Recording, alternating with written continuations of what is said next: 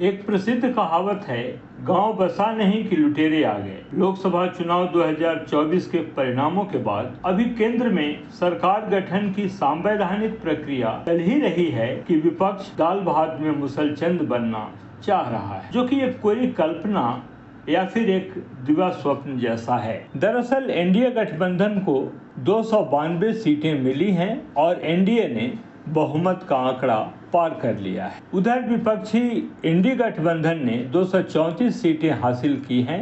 पार्टियों की बात करें तो एनडीए की अगुवाई वाली बीजेपी 240 सीटों के साथ सबसे बड़ी पार्टी है, लेकिन अकेले सरकार बनाने की स्थिति में नहीं है। उधर कांग्रेस 99 सीटों के साथ इंडी गठबंधन की सबसे बड़ी पार्टी है, तो समाजवादी पार्टी 37 और टीएमसी को 29 सीटें मिली हैं। लोकसभा चुनाव रिजल्ट के साथ सरकार बनाने की कवायद शुरू होते ही एनडीए के पास स्पष्ट बहुमत है। फिर भी सबकी निगाहें नीतीश कुमार और चंद्रबाबू नायडू पर टिकी हैं, जो किंग मेकर बनकर उभरे हैं। इंडी गठबंधन के कई नेताओं का दावा है कि वह भी सरकार बना सकते हैं। बार बार नीतीश और नायडू का नाम विपक्षी इंडी गठबंधन ले रहा है।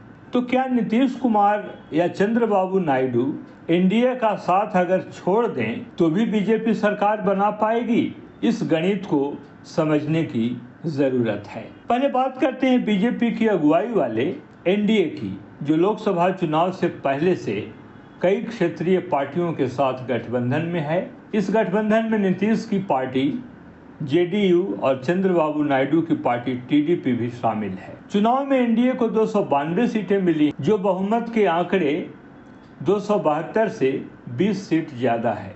यानी एनडीए बहुत आसानी से अकेले सरकार बनाने की स्थिति में है। एनडीए की सबसे बड़ी पार्टी बीजेपी ने अकेले 240 सीटें हासिल की हैं, जो बहुमत के आंकड़े से 32 कम है। अगर एनडीए गठबंधन में शामिल 3 सहयोगी चंद्रबाबू नायडू 16 सीट, एकनाथ शिंदे 7 सीट और नीतीश कुमार 12 सीट को जोड़ दें तो यह कमी पूरी हो जाती। चंद्रबाबू नायडू की टीडीपी के पास 16 सीटें हैं। मान लीजिए कि अगर तेलुगु देशम पार्टी एनडीए गठबंधन का साथ छोड़ भी देती है तो एनडीए के पास बहुमत के लिए जरूरी 272 से 4 सीटें ज्यादा, यानी 292 - 16 अर्थात 276 सीटें होंगी, यानी मोदी की ही सरकार बनेगी। अब अगर नीतीश कुमार एनडीए का साथ छोड़ते हैं तो एनडीए गठबंधन की सीटें घटकर 280 यानी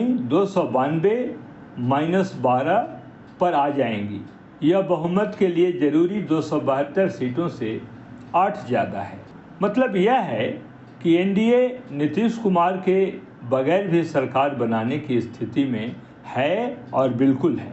लेकिन सरकार को स्थायित्व प्रदान करने के लिए एनडीए के घटक दलों का सरकार में शामिल होना, पूर्ण समर्थन देना बहुत आवश्यक है। एक और महत्वपूर्ण बात यह है कि इस बार 7 निर्दलीय और 11 छोटे दलों के सांसद जीते हैं। ये न तो एनडीए अलायंस में हैं और न ही इंडी गठबंधन के हिस्सा हैं। इनमें से कई भाजपा के पूर्व सहयोगी भी रहे हैं। ऐसे में संभावना है कि ये एनडीए में स्वेच्छा से जा सकते हैं, यानी एनडीए का पलड़ा हर हाल में भारी नजर आ रहा है। लेकिन अगर निर्दलीय और छोटे दलों के सांसद एनडीए में सरकार की मदद करते हैं तो वे मोल तोल ज़्यादा करेंगे और उन्हें मलाईदार पदों की आवश्यकता ज़्यादा होगी। ऐसे में बेहतर ये होगा कि एनडीए खुद ही सरकार बनाए।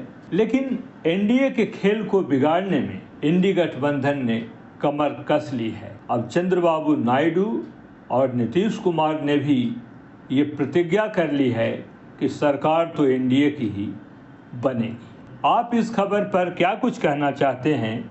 खबर वॉल के कमेंट बॉक्स में ज़रूर लिखें।